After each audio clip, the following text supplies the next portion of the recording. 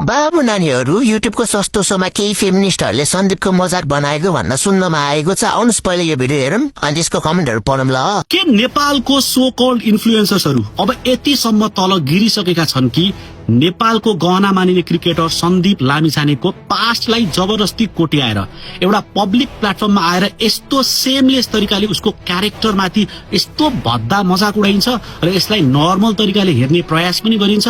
ल सुरु गरौँ। कहाँ सन्दीप लामिछाने हिरा, कहाँ ठमेलको पान्छेको किरा।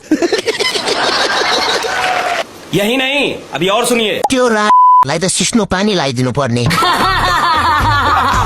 अब हुने खेल बिग्रियो भने यो केटीहरूलाई छोड्ने छैन। डर लाग्यो माय लर्ड। सबैजनाले त्यो युट्युब च्यानललाई रिपोर्ट गरिदिनु होला। मैले त गरिसकेँ है।